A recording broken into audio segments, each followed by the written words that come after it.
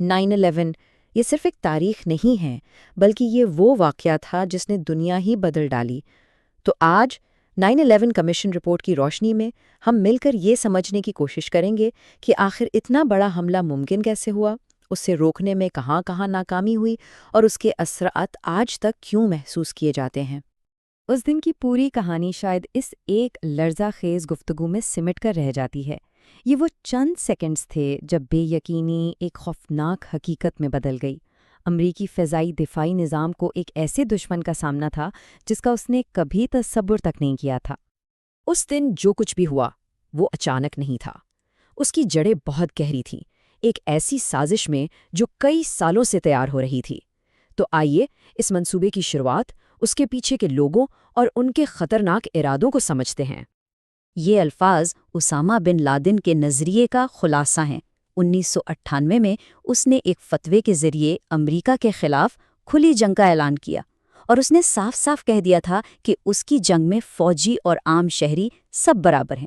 یہ کوئی کھوکھلی دھمکی نہیں تھی، بلکہ ایک عالمی جہاد کا اعلان تھا۔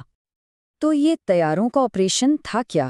یہ کوئی اچانک بننے والا منصوبہ نہیں تھا، اس کا ماسٹر مائنڈ تھا خالد شیخ محمد یعنی KSM، اور اسے القاعدہ کی لیڈرشپ کی پوری حمایت حاصل تھی۔ یہ منصوبہ القاعدہ کی حکمت عملی میں ایک بہت بڑی تبدیلی تھی، یعنی اب دشمن پر اس کے اپنے گھر میں حملہ کرنا تھا۔ اور ان کے نشانے پر کون تھا؟ White house, capital building, Pentagon اور ورلڈ ٹریڈ سینٹر۔ دیکھیں، یہ صرف عمارتیں نہیں تھیں، یہ امریکی سیاست، فوج اور معیشت کی سب سے بڑی علامتیں تھیں۔ منصوبہ صرف تباہی مچانا نہیں تھا، بلکہ امریکہ کی طاقت کی بنیادوں کو ہی ہلا کر رکھ دینا تھا۔ ایک طرف تو یہ منصوبہ بن رہا تھا، لیکن دوسری طرف امریکی انٹیلیجنس کا نظام ایسی کمزوریوں کا شکار تھا جن کا دہشت گردوں نے پورا فائدہ اٹھایا۔ اب ہم ان ادارہ جاتی ناکامیوں پر نظر ڈالیں گے۔ اس ناکامی کی ایک بہت بڑی وجہ تھی ایک دیوار۔ یہ دیوار تھی CIA اور FBI کے درمیان۔ یوں سمجھیں کہ ایک ایجنسی یعنی CIA دنیا بھر میں نظر رکھتی تھی اور دوسری FBI ملک کے اندر۔ قانون اور اپنے اداروں کے کلچر کی وجہ سے ان کے درمیان معلومات کا تبادلہ تقریباً نہ ہونے کے برابر تھا۔ یہ ٹائم لائن دیکھ کر واقعی حیرت ہوتی ہے کہ کتنے مواقع ضائع ہوئے۔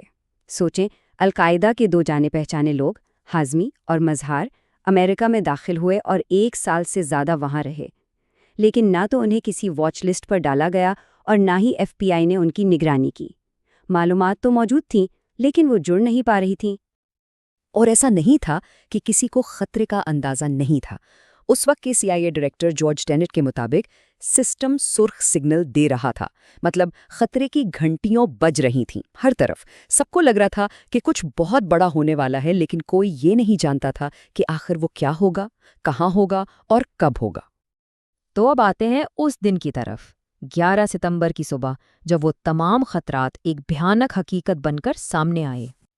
اور پھر سب کچھ اتنی تیزی سے ہوا کہ کسی کو سنبھلنے کا موقع ہی نہیں ملا۔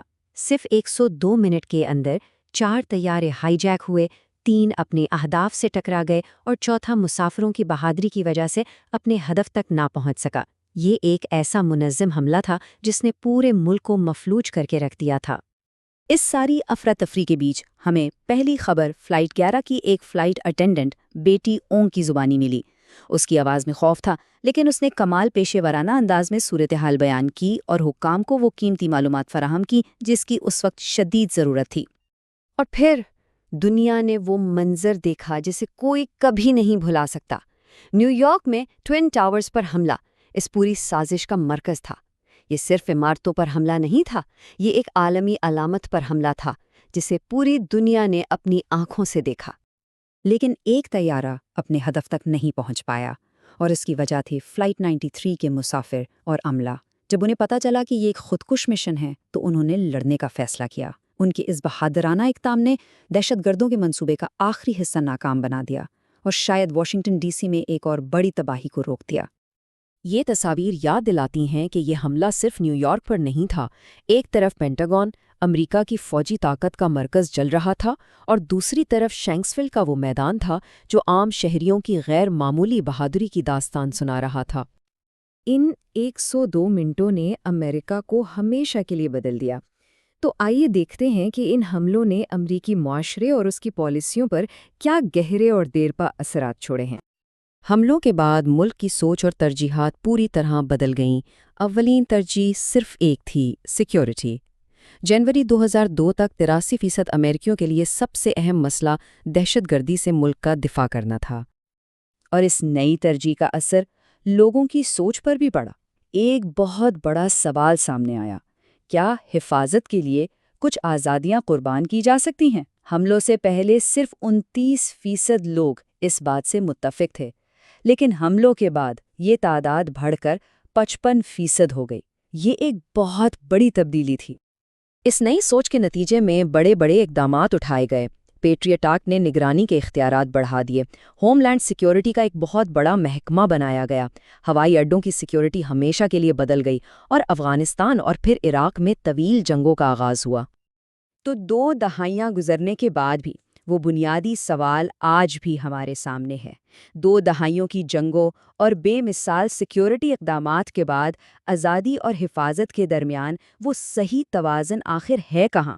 یہ ایک ایسا سوال ہے جس کا جواب آج بھی دنیا تلاش کر رہی ہے۔